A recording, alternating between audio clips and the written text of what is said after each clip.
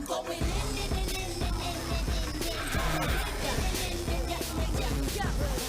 More than just a tick, and I'm going in. I'ma make sure kids fuck up and you guys make a big page, but when I do it too big, I mean outrageous. Who you think is dealing with doll face? I only don't make kings and queens, you know, cause I'm the ace by the case. That's right, I'm going in. While you were running errands, I'm running this game, I'm in that top spot. Natural born winner, work hard, play harder, come and get it if you wanna, but yo, you better know. I'm going in.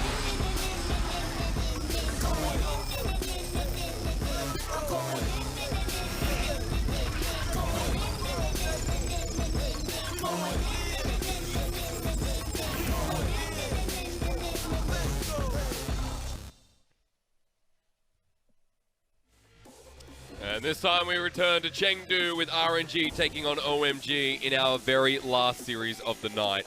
Week number 10, day 3.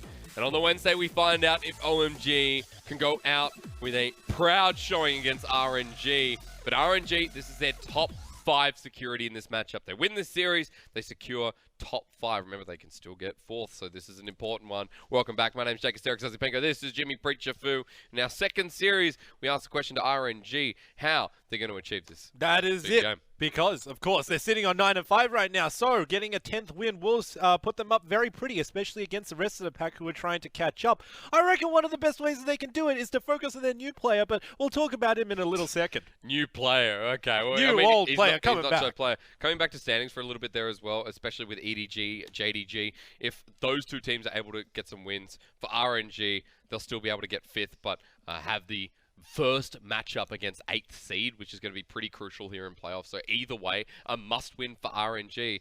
I love how you talked about the new player, return from the dead, Mr. Zatai himself, because up until this point, we've been facilitating with Amazing J, and there's a discussion to be had here.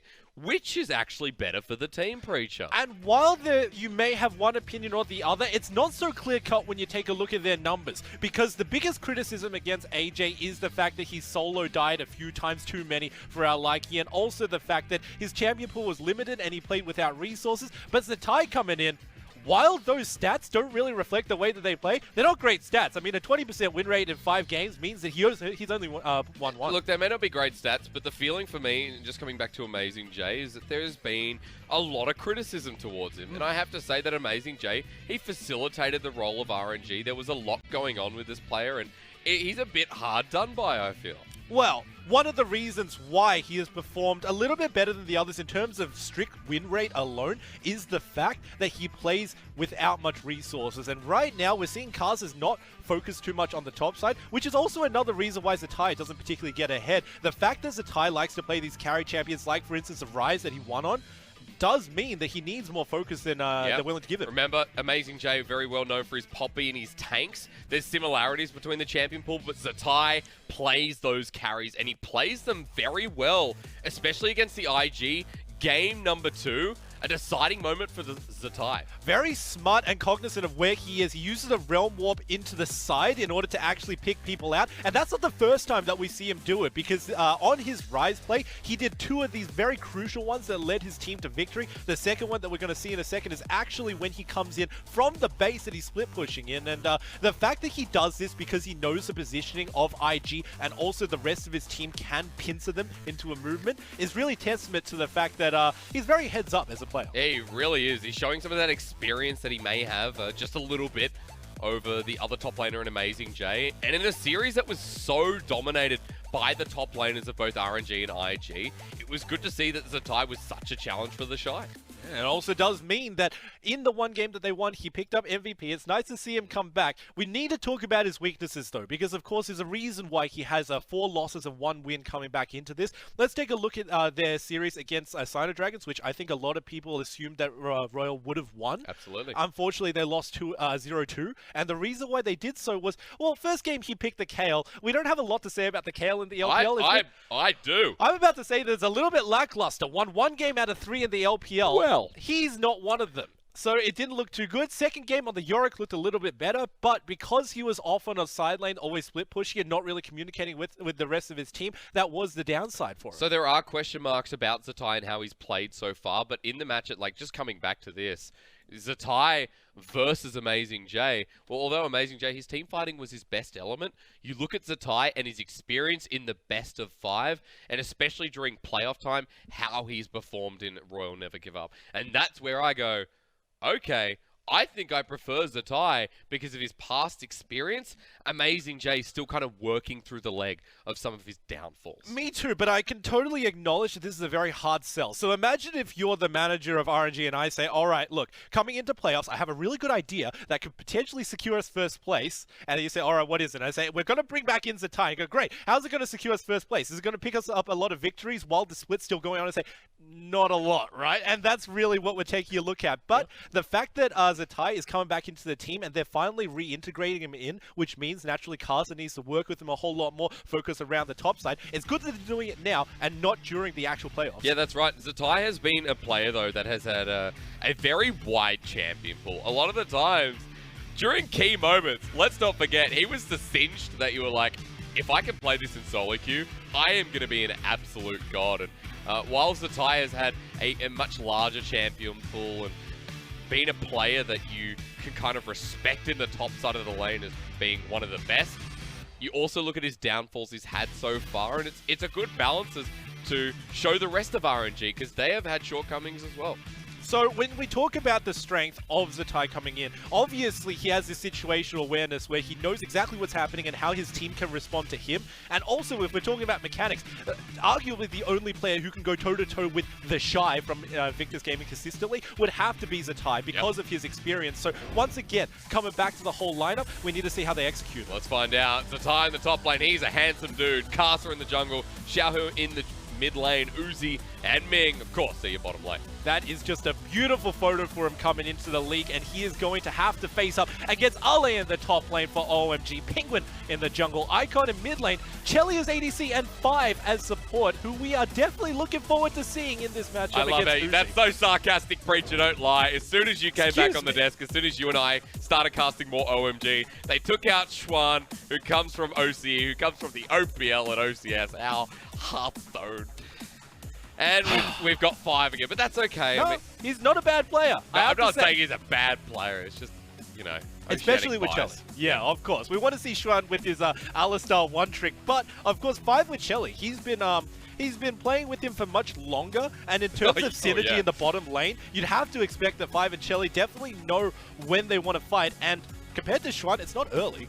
No, okay. So look, synergy makes absolute perfect sense, and I'm just having a bit of a rant here as well, but RNG, you know, I mentioned before, we had a lot of focus on Zatai, but let's backtrack a little bit, because in the series against Invictus Gaming, game number 3 felt like it should have been pushed over the line by RNG. An early advantage, Ning was so aggressive with the invades, and then Uzi and Xiaohu, I just have to say, didn't feel like they had a good performance in that third and final game. We have to call a spade when we see it, and Xiaohu, quite frankly, was the start of all of that. He made a mistake by going up and trying to clear a control ward by himself. Nobody else was even around to really support him. He wasn't calling for help either. All of a sudden gets caught out, and from that point onwards, not only he, but also Uzi kept on making just individual mistakes, stepping into places they really shouldn't have without the rest of their team, getting caught. Not a lot that you could say for a mid laner and ADC, and you gotta wonder, RNG, why exactly is this happening so late into the split? Because you can't say that that's coming from Zatai. You just stepping into a wrong position, and how they got to tighten it up.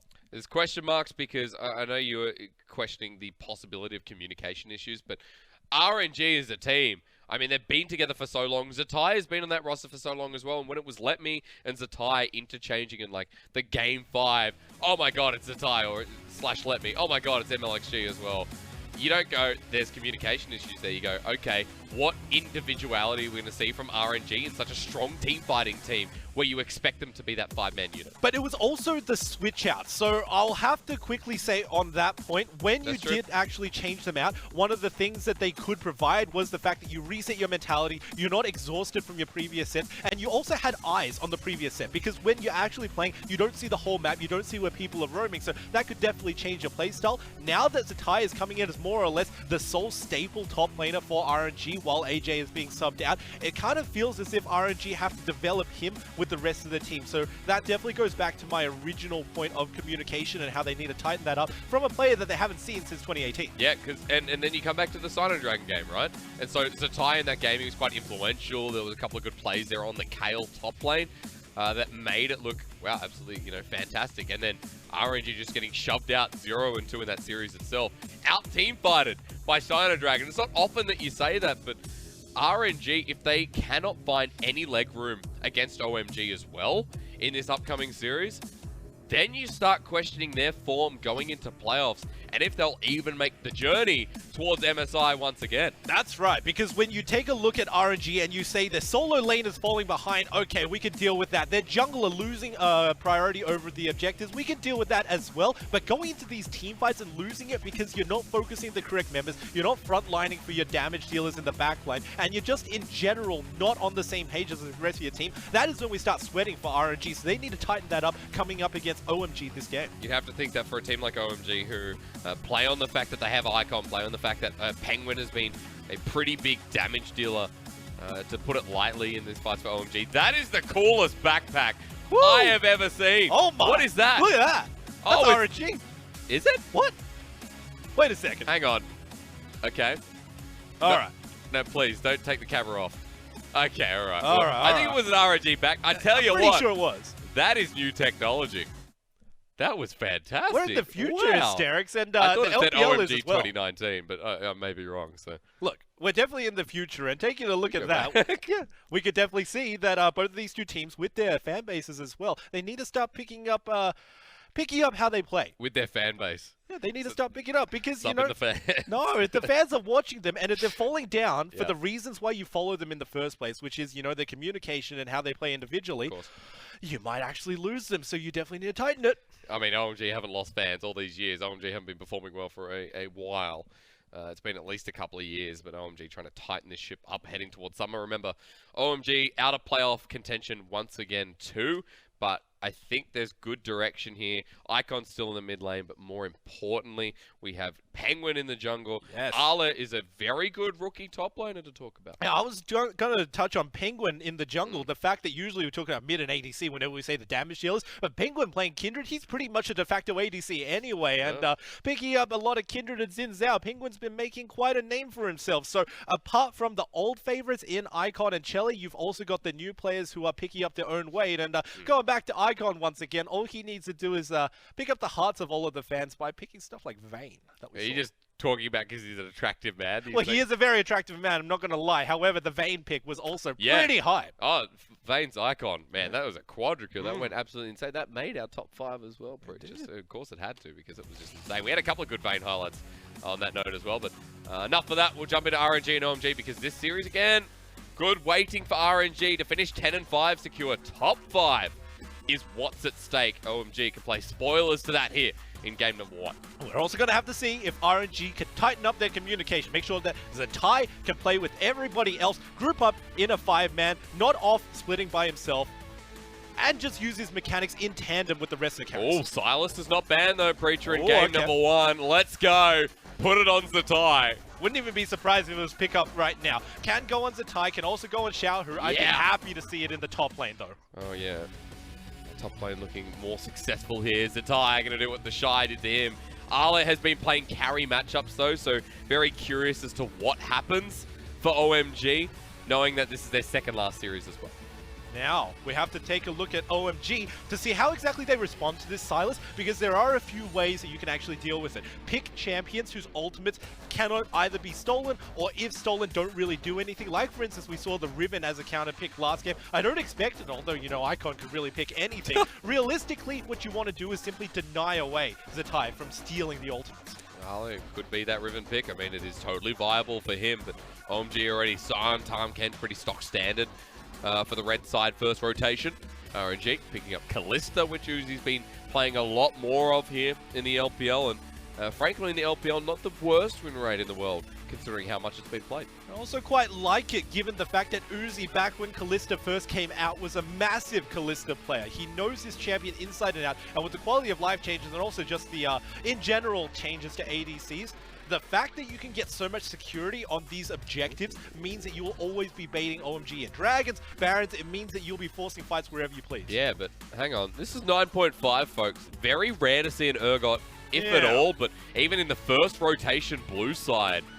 Remember, changes come through in 9.6. He just finds so much more damage again after that change up. Big surprise for me for RNG. Could also be a flex, because we're not quite certain whether that Urgot's going to go top or mid after the nerf and he fell out of popularity. Have to watch for that one. Maybe they're trying to flex it simply because they want the Sylas to have a very favorable lane. But we were talking about this in the last series, how a Sylas into Ashe is very strong, because the Ashe ultimate scaling with AP is one of the strongest abilities you can actually steal. Yeah, potentially. Alistar going to be taken away in the ban as well for OMG. This makes sure Ming doesn't get his highest win rate. Ming's Alistar is still insane. Something like 6+ KDA at least here for the support of RNG. Zoe, yep, cool. Pretty standard stuff. Icon, remember, still has his Vayne available. My eyes are naturally tending towards the ban, specifically either Braum or Thresh. Whichever one doesn't get banned off, you would have to assume Ming will pick up for his support, because both of those two champions do very well when thrown in by Kallista's ulti. So have to watch out for how RNG want to round out their composition, and also what bridging tool they want to pick for the jungle, because Karsa can pick up whatever he wants at the current moment. You'd have to think that he's been playing a lot of the Lee Sin, which is still available, that Karsa knows that champion inside and out, whether it is an option for RNG. And we will find out, because a couple of junglers banned off the board nice and early, but Lissandra follows suit here in the second phase, making sure Icon is kind of shut out a bit and might have to just go for whatever counter pick he can find at the end.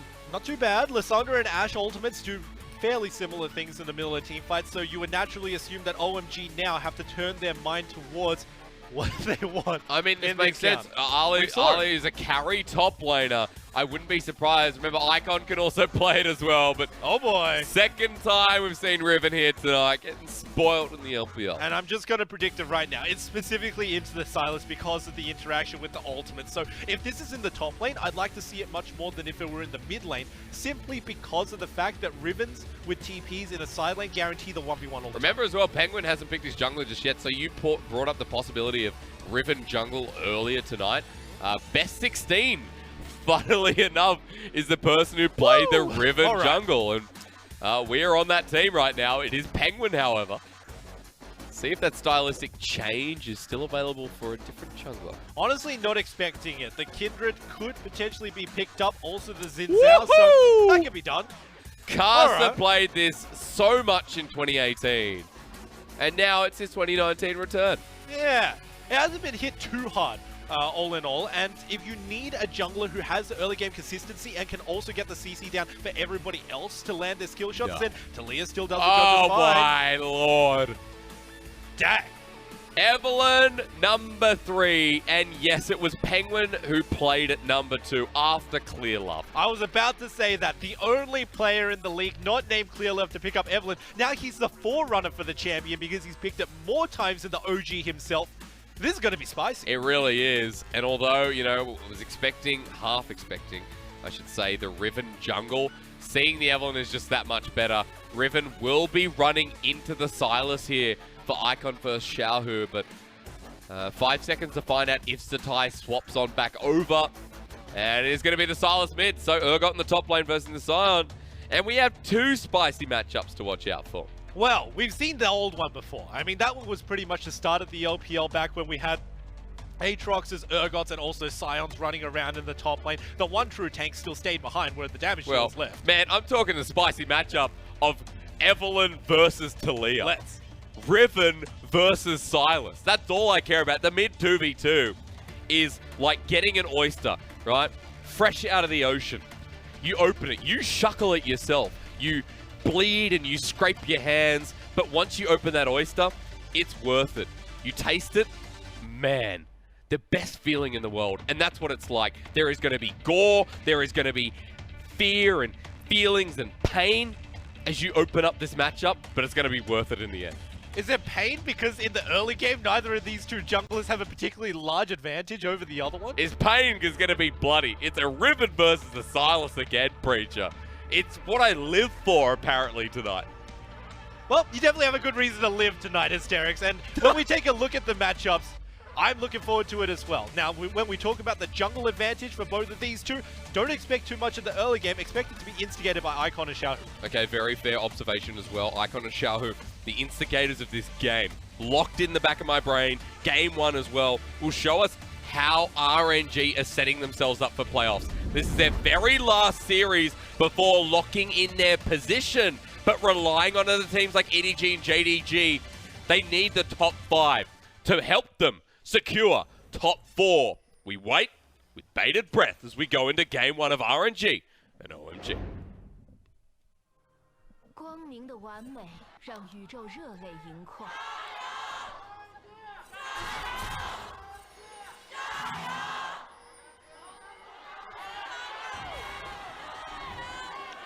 Alright. RNG, where is the structure? Look, it's a little bit scattered. Much I'm not going to lie. much like OMG this game. fans. Man. Yeah. Much like the team, I was about to say, because OMG, they haven't really been looking in fine form until they start grouping. So let's see if they can pick it up just like their fans do. I'm not looking too much towards OMG, although this game I might change that opinion. Evelyn number 3. I hope Clement's sitting at home getting excited for this. I know that when we did see the clear love Evelyn, we got excited. That is an electrocute on both junglers there. They want to start making impacts fast, but they know the limitations of their champions, so we need to watch out for this. And, Hysterics, what am I looking at? Why exactly is the tie in the mid lane, and why exactly is Xiaohu up top? My head's tilted to the side. Yeah. Because the Silas doesn't want to deal with this. This is like Rift Rivals Game 5 all over again. Swapping out your solo laners, it's not too much of an effort, although your cameraman. Whoa, hang on, we've got such an early gank. This is what the Chelly is known for best. Seismic Shove should be available. When does it get used? Chelly heals, walks away. But that is a summoner of each support and AD carry burnt for OMG. Good sidestep as well from Chelly to make sure that he doesn't get bumped back, and the level 2 rush from Karsa doesn't come out successful. Now he's lost a little bit of time. Penguin knows that he can start buying it on his own, and he might even go into the vertical jungling, because honestly, both of these two junglers are closer to the other boss. A lot of movement speed there for the Talia, as we know. Harley just gets smacked a couple with the chains. Silas, yeah, just walk at me. Right now, Karsa's starting the blue buff. However, Penguin is starting to traverse the mid lane, so this could be very dangerous for Karsa if he doesn't watch He it. walked over a ward though, so pretty simple stuff here from OMG just to back away from these lanes. Mid lane has to be careful because although the Evelyn's here, Karsa, actually doesn't have the level advantage, and Penguin misses! Has to flash from the seismic shove. The allure was set up perfectly, but that is just heartbreaking from the Evelyn. And it's also very standard coming out from RNG. I just wasn't expecting at level 2 that Ming and Karsa were going to roam in tandem, but they do. They go up to try and meet Penguin in the attempted 1v1, and they thwart all of the plans, also burning a flash. Yeah. And look who's on the roam though, hang on, bottom lane again. Remember, there's no summoner here apart from the flash for Chelly. Oh boy. But 5 burns down first. Chelly's next. Rendered. Double kill. RNG stop them in the bottom lane. Moving all the way up, gets Penguin out of the way, then moves bot, and without the jungle interference and with no sums either, they easily bust down 5 and Chelly. That was such an easy gank from both the jungle and the support of RNG. Everybody should have been expecting it. Yep, but Penguin can't get into the lane. Of course, level 3 Evelyn doesn't have the Demon Shade available, doesn't have that big level 6 mark, so Karsa making full advantage here of his early pathing on the Talia. 2 kills go over to Uzi in that trade. The lane was already going well for him. And now that he backs away, what do we get off first? I see a Cutlass or a Vampiric Scepter and a Longsword, apparently. So a big start here for the Callista. Yeah, Callista is just so strong once she gets ahead early in the lane because she runs away with it. She constantly autos you, and then when she's ready to leave the fight, she uses her rend, and it's much more damage than you can ever handle, especially into Chelly and 5, who haven't been that proficient as the bot lane within the LPL. This could warrant a lot of resources from OMG simply to make sure they survive the 2v2. Took teleport into this lane as well, so Uzi able to return right back, and even in the 1v2 for now was able to keep on pushing up. Chelly was able to get the farm to equalize, but this is a massive way of going back over to RNG, so it continues to be a really hard struggle here early on for Chelly. And I also want to point out that there is a Hail of Blades available for Uzi, which means that in the early game especially, he's simply looking to dominate lane. Into the lethal tempo might just be too strong to deal with in total. Yeah, potentially. Of course, we haven't taken stock of the mid and top lane. Good to see Zatai back in the mid lane once again. You all should know that he started out as a mid laner originally. On IG, nonetheless. And Zatai now back where he belongs, apparently. This time the Observer hasn't even bothered to change Zatai and swap him over. There's Karsa in the top lane. Xiaohu, out of his righteous mind. Dali underneath the turret. Yeah, he can take it up inside the Chapter's land. Smite does, however, and that's a flash away from Ale. Karsa played it close to the chest, apparently, and Xiaohu's chasing him down. That was a ridiculous amount of damage down onto Karsa. I'm pretty sure that Xiaohu was intending to tank it, but didn't actually land the long-range chains either, so gotta watch out for this. I think Penguin thought he could do the dragon by himself. Got Hang on. Penguin, walk away. Penguin, stop. Penguin, Allure, hang on. He's got smite. 4 versus, yeah, I know. But the bottom lane was coming up. That was a bit close. Look, I see what you mean, because if Kalista managed to get a couple of autos down, then it could have been dangerous to smite it early, but nonetheless, because there was such a good response from the mid lane of Icon as well, True. yeah, it was just disabled. Well, Ocean Dragon picked up for OMG, while Xiaohu in the top lane just proxies the wave again. He has a 15 CS advantage, remember? Avert your eyes diagonally. 10 CS advantage there for Zatai in the mid lane. And the Sion ult picked up.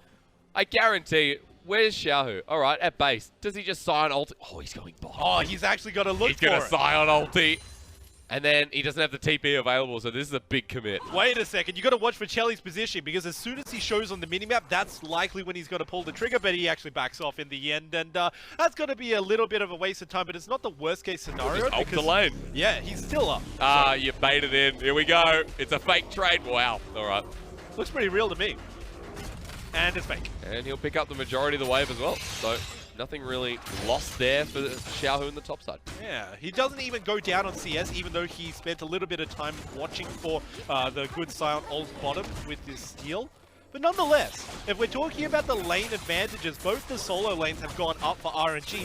Now it's really their game to lose, because regardless of whether they want to focus on their next Drake, which is Mountain, very advantageous for their composition, or if they want to get a very early Scuttle, Rift Herald, I should say. Yeah, both are available for the solo laners to roam to. Yeah, there will be solo lanes continue to be the exemplary factor here for RNG. Gonna spot out the jungler. You saw it before. Karsa was actually spotted by that rogue ward down in the bottom side brush. To note though, if you're talking about junglers, Penguin has just been hard farming. 20 CS ahead and now has the level 6. Evelyn, suddenly a big threat here with this Demon Shade. And Zatai has gone so far in on the Urgot. Allure, flash away, finds himself with the whip flash. And Hate Spikes just go into the side of Zatai. He has to burn his summoner first. Standard strategy from Penguin, always get to level 6 as Evelyn before you want to make any plays onto the map. Now that he's reached it, Karsa especially needs to be very careful, because if he's ever caught in a 1v1, chances are Evelyn can just 100-0 pop him. Still getting into the mid lane is a big part of getting that Riven to a healthier matchup, able to push the mid lane wave in as well and start invading. Karsa's letting this one go. I'm not sure if the Raptors were available, but Icon and Penguin are both on the move. Trying to find where they can have the biggest impact onto the map. I think the bottom lane would be a very good place for naturally both of these two teams to look at, but into Uzi with a 2-kill advantage, you've got to be careful doing this. There's a control ward there as well, so as soon as Penguin starts moving, he's going to be spotted out. That's going to be the time. Here we go. Allure, Justice Punch away. Hate Spike does land, but it was too late, too early, rather on Ming. Unlucky for Penguin. Way too early, and even if he did land it Wow. all the way down into the turret, not really too much that he could have got out of that, because it was onto a Galio. RNG managed to walk out of this unscathed, and for Penguin's performance, we were expecting a little bit more, but now he's called down Icon. Well, look at where Karsa is as well. He's responded, has level 6, so the Weaver's War can just subtract from this situation. And RNG doesn't know because of the warning. But they know Icon's there now. Spotted on outside, so shove doesn't land. Icon has to back away. Bottom lane safe. Top lane continues to shove. Karsa picking his battles. Now Xiaohu is moving down into the mid lane. We want to see whether he wants to pick up some vision for his team or whether he actually wants to help the rest of them in a scuffle, because realistically, he could go down, and then by the time that he backs, his TP would be up to rejoin the lane. it again! He's not even down. Penguin, get your timings right. What's going on? Be patient. Wait a little bit. He's got to wait for the super big love heart. He's just not feeling the love. Side note as well that Penguin committed a lot to that play while Karsa was just finishing up clearing his jungle. So only 10 CS now in the jungle as Penguin keeps on clearing out. Raptors at the moment for Karsa, and he's about half a level behind here on the Talia jungle. It's good to see that Penguin being very competitive here on the Evelyn. And now they could potentially sneak this because 5 does have his ulti, and Chelly can use his ulti to trap down Xiaohu. But Xiaohu can steal the side ulti. So Yeah. while I like the idea, it's a Silas, it's very hard to make sure you lock him down. Steal the Ashe ulti. What has he got? Did he steal it yet? No. Don't do it now. You don't have any AP. It's not worth it. Doesn't matter. The rest of RNG are coming up. Let's look past the AP here, Preacher. Ashe ulti is fan-bloody-tastic as Icon. That to show us how fantastic the Riven is. Does no damage to Zatai. Not yet, because he hasn't built his first item, but as soon as he gets that Yumus, he should be ready to go. Not into Zatai, but into either Karsa or Uzi. Look at the different Riven build that we're getting to see as well. Serrated Dirk, you're right. Youmuu's Ghostblade to be the first item here for Icon. Much more lethality based rather than the Black Cleaver we saw out of Doomby. And the reason for that is because Uzi's always going to be jumping back with his passive, so Icon needs an avenue in order to chase him down. That Youmuu's Ghostblade is going to be the perfect bridge to get Icon from point A to point B, which is Uzi's face. Also a lot squishier comp there. You've got Silas, Talia, Uzi's on the Callista. So like you mentioned, a lot of potential to get in there with the burst. We'll see what happens because OMG, while we are still waiting for that first item in the mid lane, we're looking at the top side as Uzi and Ming trying to value Karsa and get him into this top side map. But Xiaohu, not the greatest time. That's an ult into the wall. But look, Penguin's not even keeping up. Trying to burn out the Silas before he has a chance, but Kingslayer just going to get him right back to full. Two different ideas as well. Ale was simply trying to move Xiaohu off of the dragon so that Penguin could solo it, but Penguin wants to re-engage that's at it. the top. Crystal Arrow into Uzi, locks him down for a second cleanse away from 5, who gets to half health. The Grey Health going to heal him back up. Ming trying to walk his way away, but the volley locks him down once again. RNG, the bottom lane, not as secure as they once thought as Karsa comes up to say hello. Because if you can't 100-0 people as the bottom lane of RNG, then you should be running before the fight even starts. Definitely cannot use your engage as Ming. Hello, Penguin. Fancy footwork, but stone toss once again. Penguin has to be careful. The allure to threaten away with the demon cloak. He'll heal back up to 75%. And that was much bigger than expected because that was Karsa doing a really smart play into Penguin. Usually, Evelyn players don't worry about watching their own map, they worry about watching the enemy's map, but moving in around that corner, you have no idea that Karsa's ready to spot you out. And as soon as he does, he missed the toss, but if he hit it, it would have been 100-0. So much mobility. We haven't seen a Talia in that long that you forget that riding, rock surfing is the passive, I believe. Just makes you so darn fast. You sit at like 430 movement speed's more realistic. Simply by being next to your best friend, which are rocks. The walls as well. Ah, yes. Yes, but you got to watch out for his big wall because it is available, and with a hefty cooldown, you want to use it around either a dragon or a Rift Herald pit to lock people from OMG down. We haven't seen the Weaver's Wall just yet this game. Karsa's still holding onto it, level 8. It's been a while. A slower paced game here from OMG and RNG, and just leaving things as is.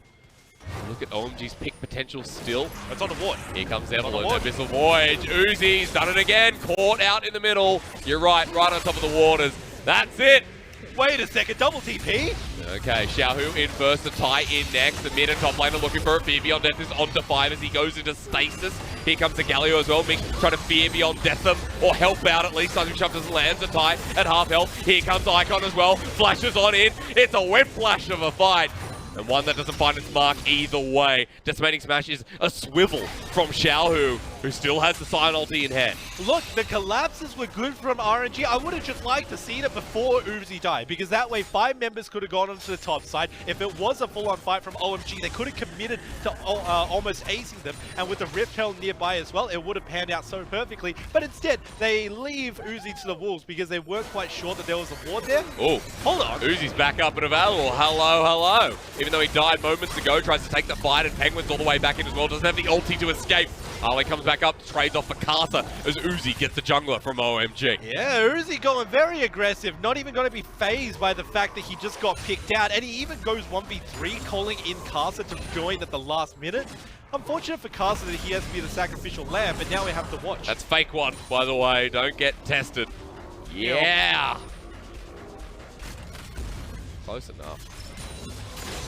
And Xiaohu just running amok here on this Silas. Farming the clock as well. He is, but he still needs to get onto the map. So that is my biggest criticism for him. 0-0-0, he hasn't participated in anything other than diffusing top lane situations with that TP. If he ever wants to make an impact, he needs to start grouping up right now, because there's a Rift Herald, there is a Dragon, and both of those two are very worth fighting for RNG. Rift Herald just doesn't want them to kill him as well. Just fighting him all the way up as the time might be called out here. Ghost popped. Allure ready to be popped by Penguin. Xiaohu just farming away on this bottom lane turret once again. So the Silas, who's now picked up a bounty because of how consistent he's been, is getting more gold. Yeah, it does damage, but what else does it do, Xiaohu? The gold is good enough for his team because it sets him up for a Rift Herald fight very well, but he needs to start joining that, because even though he gets the gold, might not be well enough. We check out this last play from Uzi. He goes in because he knows that Karsa's here. And watch how Karsa holds onto his flick. He didn't anticipate Ashe going upwards, which is why he ultimately didn't catch the last bit of damage. Yep, Chelly survives in the fight. One moment there for RNG, just caught out unaware. Started with Uzi. And there was some criticism thrown around towards Xiaohu, towards Uzi in the Sino Dragon series. Also, Game 3 is Invictus Gaming as well. So, a couple of issues with RNG that we're seeing trend in this game. But against OMG, it seems reasonably a lot better. That it's been firmed up quite a lot. Although it is a slower early game here, you can see that just dismissing the pressure that OMG are trying to provide is good enough for now. Can we have a conversation about the scoreline for RNG?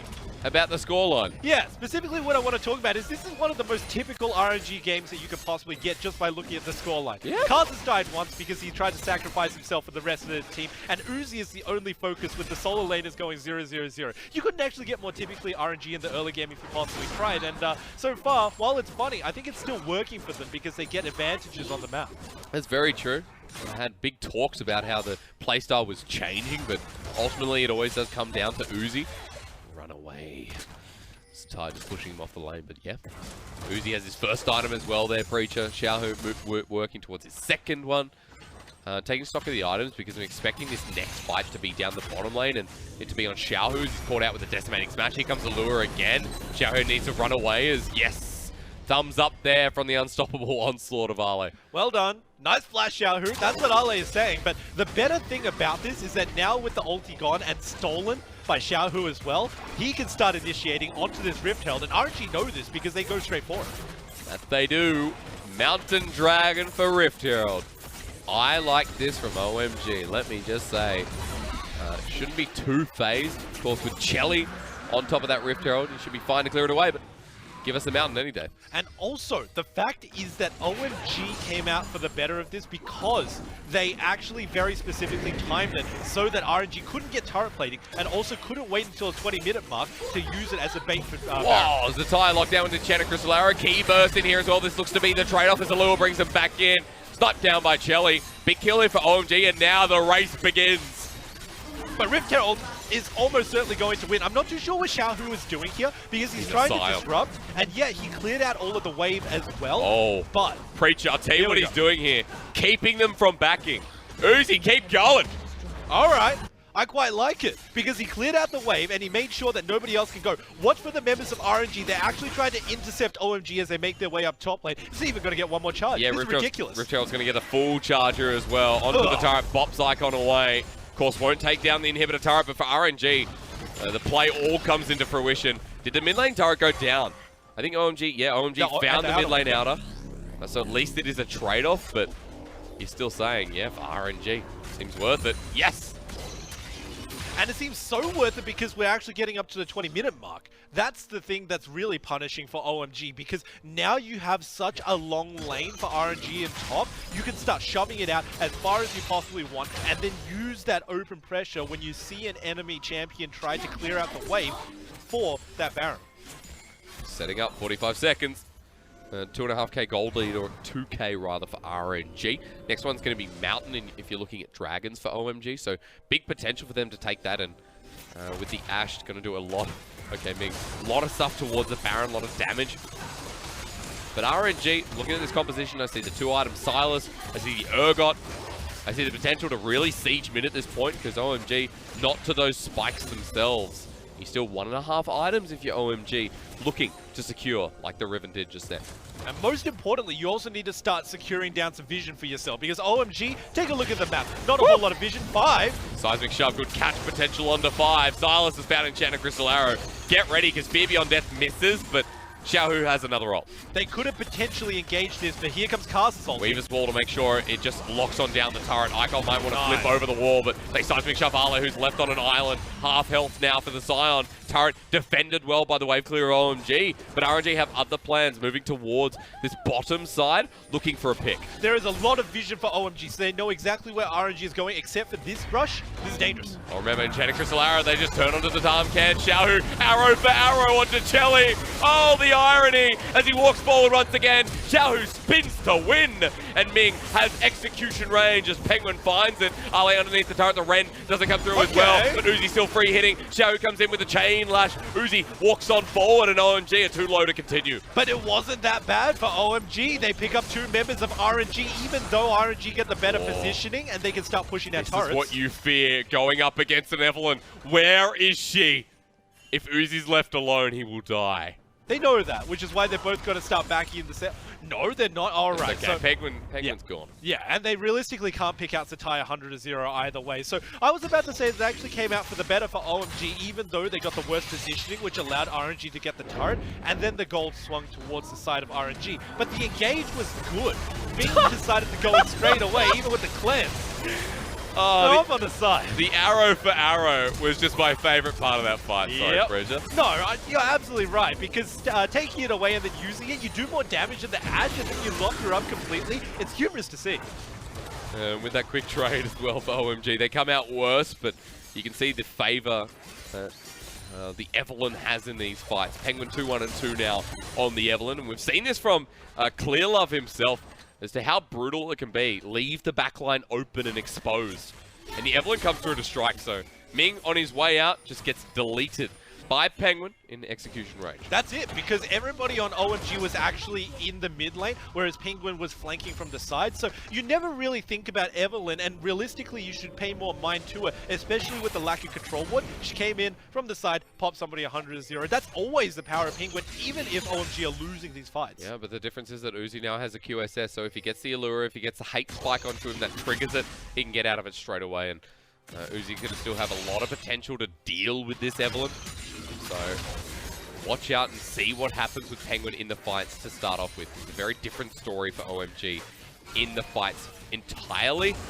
They're 3,000 gold behind. They're just trying to keep up in this game. But with this Mountain Dragon, they're starting to lose out on objectives, and RNG is starting to take over. Not just Penguin, but also Icon will be chasing down Uzi. They need to watch out for that in the middle of the team fights. However, RNG's front line is simply way too strong combined between the Galio and also the Urgot. They've got solid interrupters.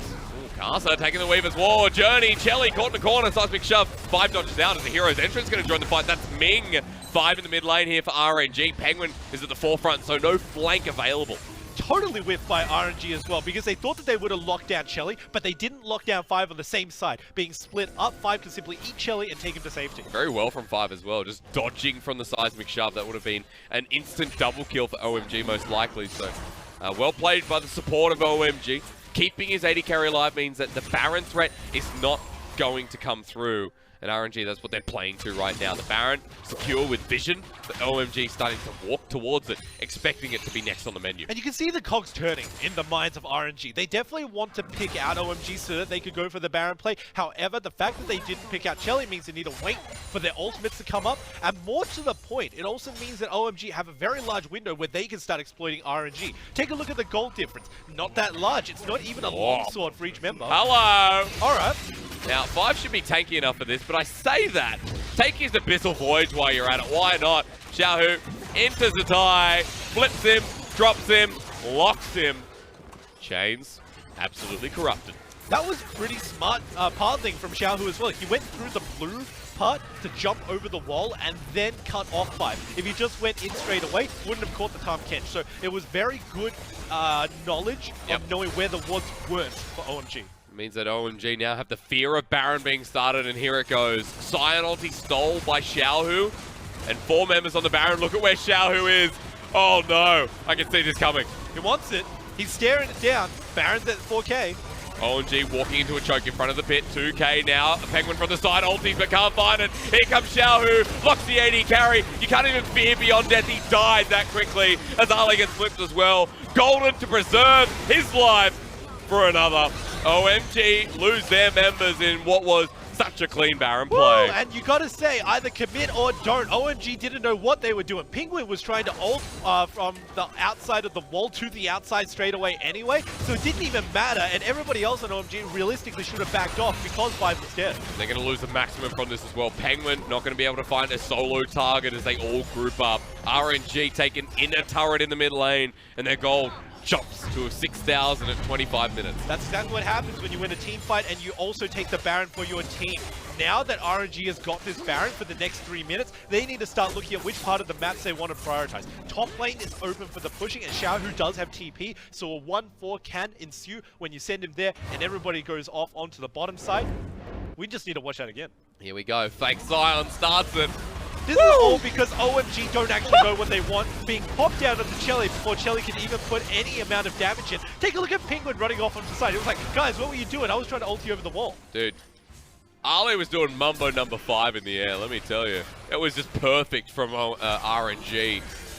Quick execution, more the RNG we know and love. They get into these fights, and their execution is swift. We'll now see with the Baron buff full control of the map what happens next, because it's going to be super hard for OMG. As you mentioned there before, for RNG, easy way to set up these side lanes with the Silas and with the Urgot. Definitely questions answered for RNG as well, because we asked whether they were going to look more in form, and even though there was a botched engage coming out from them in the mid lane because 5 managed to save Chelly, they still looked really beautiful doing so, which means that they're on the same page, they're all thinking about the same thing, and now we just need to see them execute it a little bit better. And that's going to come down to Karsa. Karsa sitting in the side lane now is another ulti stolen. That's a Riven ulti. Let's go, Xiaohu. Did he just use Riven? Yeah, he used it. All right, he's now got a Blade of the Exile, apparently. He does. You can't see it, but he does. He does. All right, ulti's there. Wind Slash comes through, dodged away. Xiaohu's still a Riven, apparently, with his auto attacks. And Fear Beyond Death. What a snipe from Zatai. Dang. Flashes in, gets the Riven, gets revenge. And Ming comes in with a shield of Duran. Callista, the clean house as well. OMG getting thwarted under their base. Xiaohu takes the ulti to the face. No effect. Zombie Sign drops as well, and OMG, one Nexus turret remaining. It looks like they'll just lose the other as the teleport comes through here. If we had any questions about RNG, Breachy, you said it so darn well. I think this will answer them as Uzi's retreating. Seismic shove onto Icon. OMG are just looking for somebody. They'll find Uzi, but they will not find the game. Nexus coming up next, and Royal never give up, although OMG have tricked them round the block, and they want the kills to finish off. It'll be game 1 in very clean fashion. Always rely on Ming. That last fight was instigated by him. He knew that his team was in the advantage and they could even tower dive. What does he do? Immediately W flashes under the turret. You know that this guy can always execute whenever you guys need a delivery. And even though that Silas ultimate at the very end to steal the Riven was a bit lackluster, it was still enough damage all around for the team to just wipe house. It showed Xiaohu just so confident in the end as well. I mean, stealing the Riven ulti is just add a bit of trash to the talk, I would say, at the end there, because Xiaohu did 15k damage on the Silas, and that is a different side of the matchup we didn't see with FPX. Yeah, well, there was a double steal that was available. So it was always the Scion ultimate and also the Ashe ultimate that enabled him to do so much damage from long range. His engages were looking so beautiful. And apart from that, once you switched him out for the solo laner of Zatai as well, you knew that the matchup was definitely going to happen. I mean, I'll correct myself that we did actually see the matchup. That's probably why it went so well.